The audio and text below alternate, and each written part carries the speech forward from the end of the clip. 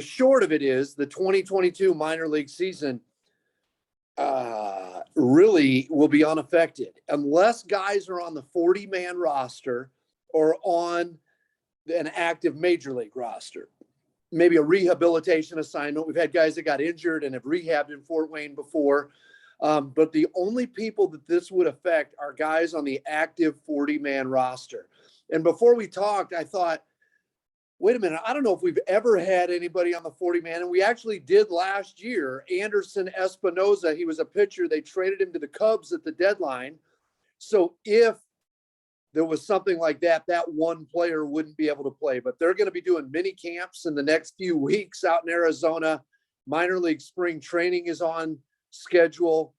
Extended spring training is going for these players.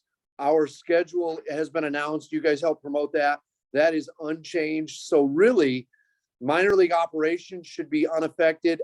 I would think probably after we get through the holidays and maybe this stuff is got a life of its own in the news cycle. Anytime there's management and labor and stuff like that, it'll be interesting. And I wouldn't be surprised if we started hearing more and more from people of, hey, are you guys good? Are you guys fine? But literally, unless players are on the 40-man roster, it is status quo for the minor leagues.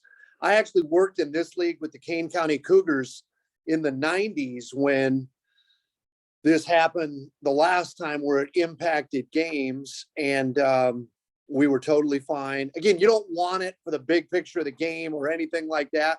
We actually ended up hosting a Sunday night baseball game at Kane County that was on ESPN nationally because they had sold the ad space and they needed content. And so we were one of the Sunday night things that they utilized. And before I go any further, I should add, we're talking today, the day after this lockout. And so there's a long way to go. Another friend texted, is Major League Baseball going to play in April? And it's like, I'm a minor league guy. We're not in those things. We don't have anything to do with it. But certainly I think that's the hope for the players and the owner side to get this stuff. When it's sports, this stuff is always front and center. And I believe this is the first labor, I don't know if the right word is dispute or lockout, with the social media age in the major league sports. And so it'll look unlike probably any of the other ones. Here's hoping that everything's settled in time for the major league stuff. Our stuff should be great.